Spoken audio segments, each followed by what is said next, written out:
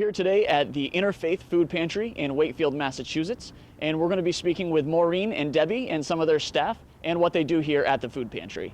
So this is where we do intake. People sign in, they have to register once a year, and the only stipulation is that they're from Wakefield.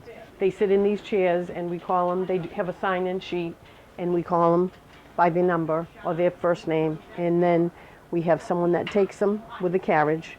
They shop, and the volunteer pushes the carriage. So we come down the aisle. At least middle class town. We have a 500 families that had the need to come to the food pantry last year. Either we have too much food or we don't have enough food. And usually it's we don't have enough food. We have too much food around the holidays. Everybody, and this is probably universal, people think of the food pantry and those in need at Christmas time and the holidays. So then they're doing their drives, they're donating money, they're doing everything, November, December timeframe. We have, right now you would have seen people just coming in at least 2 or 3 an hour with, boxes of food. They either purchased or they had a drive for. And so we're trying to find places to put it because we got too much. But fairly quickly after that, it slows down. This time, January timeframe, it slows down. Sometimes people come in here and they only have a microwave.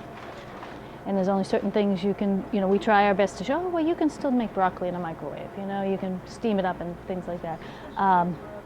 Or rice, if they only have a microwave, whole grain rice is going to be a hard thing for them to make. And I wouldn't have known my neighbor was hungry because it's not something you make known. You're embarrassed about it. You can't feed your children, and your children, by the way, are embarrassed about it. So I wouldn't have known if my neighbor was hungry unless they specifically came to me and said, I'm out of food, can you give me some? So I think it's very hidden.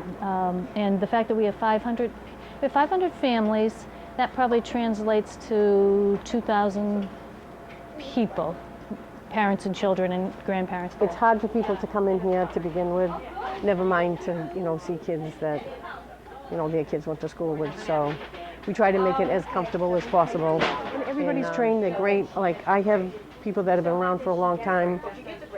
I have an 85-year-old, 87-year-old. They're wonderful with the client. So you just get to know people. It's nice. Their kids come in, you know their names.